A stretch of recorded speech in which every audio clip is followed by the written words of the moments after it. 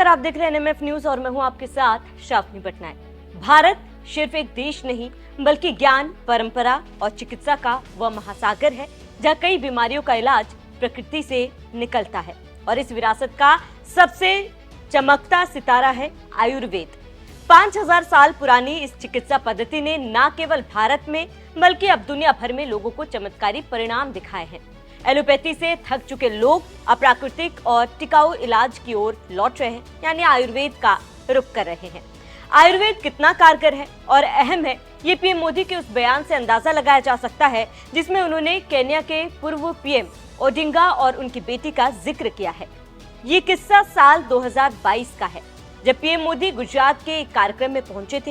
यहाँ पीएम मोदी ने केन्या के पूर्व पीएम ओडिंगा का उदाहरण देते हुए कहा कि पूर्व पीएम की बेटी रोजमेरी की कहानी ये प्रमाण है कि आयुर्वेद इलाज वैश्विक है। पीएम ने क्या कहा वो सुनिए। मैं अपने एक मित्र और केन्या के पूर्व राष्ट्रपति राइला ओडिंगो जी के और उनकी बेटी रोजमेरी का भी जिक्र करना चाहता हूं कि रोजमेरी की आंख में कुछ तकलीफ हुई थी और उसकी एक सर्जरी हुई थी। शायद उसको ट्यूमर का प्रॉब्लम था ब्रेन में और उसकी सर्जरी हुई थी। और उस सर्जरी में रोजमेरी ने अपनी आंखें खो दी, वो देख नहीं पाती थी। आप कल्पना कर सकते हो, जिंदगी के इस पड़ाव में आंखें चली जाए, इंसान हताश हो जाएगा, निराश हो जाएगा। और एक पिता के नाते मेरे मित्र ओडिंगा जी ने पूरी दुनिया को छान मारा।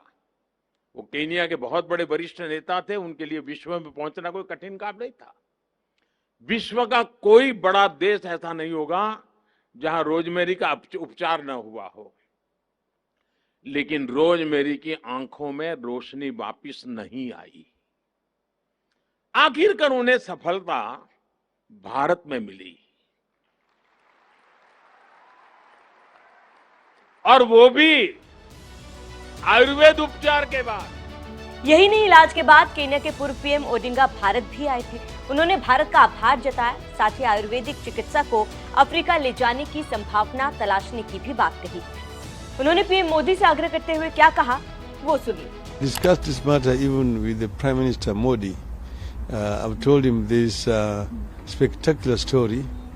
He was of course very excited, and I've told him that we would be very happy to work together in this. This would be like one of those called South-South cooperation to bring this technology to Africa and to make use of Africa's indigenous plants for therapeutic purposes. As it were, modern medicine had more or less surrendered. They say that my daughter's eyesight could not be restored. But using this traditional medicine, they have been able to restore her eyesight. And she's now able to go back to work. She's running an office. She has also a farm. She runs her farm very efficiently. And she's even been able to drive. So दरअसल Kenya के पूर्व PM Odinga की बेटी rosemary एक समय अपनी आंखों की रोशनी खो चुकी थी।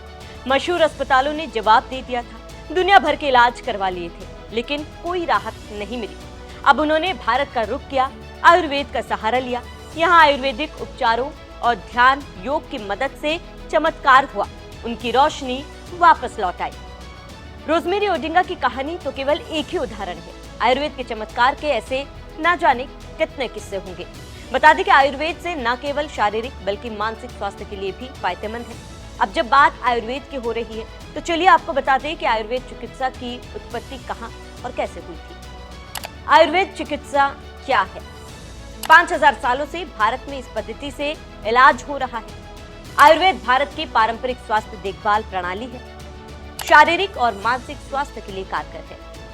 आयुर्वेद आहार, व्यायाम और जीवन शैली को जोड़ता है। भारत सरकार ने भी आयुर्वेद को दुनिया में फैलाने के लिए आयुष मंत्रालय बनाया। अब हर साल हजारों विदेशी भारत आते हैं और सिर्फ आयुर्वेदिक इलाज के लिए। हमारी परंपरा, हमारी जड़ी बूटियां और हमारे ऋषियों का ज्ञान आज पूरी दुनिया की उम्मीद बन चुका है, क्योंकि आयुर्वेद से न केवल शारीरिक बल्कि मानसिक रोग भी ठीक होते हैं। इससे जुड़े कई फायदे हैं। आयुर्वेद जीवन शैली के लाभ: तनाव मुक्त जीवन, शरीर और मन का डिटॉक्स, बीमारियों से बचाव, बेहतर एकाग्रता। आयुर्वेद शरीर, मन और आत्मा तीनों का संतुलन बनाती है। जहां एक और कई दवाइयां साइड इफेक्ट्स छोड़ जाती है, वहीं आयुर्वेद बीमारी को जड़ से खत्म करने का काम करता है। आज अमेरिका से लेकर जापान तक, यूरोप से लेकर अफ्रीका तक आयुर्वेद को लोग अपना रहे हैं, क्योंकि आयुर्वेद को WHO तक ने मान्यता दे दी है और इसीलिए आयुर्वेद केवल भारत में ही नहीं बल्कि कई अन्य देशों में भी अपनी पहचान बना चुका है।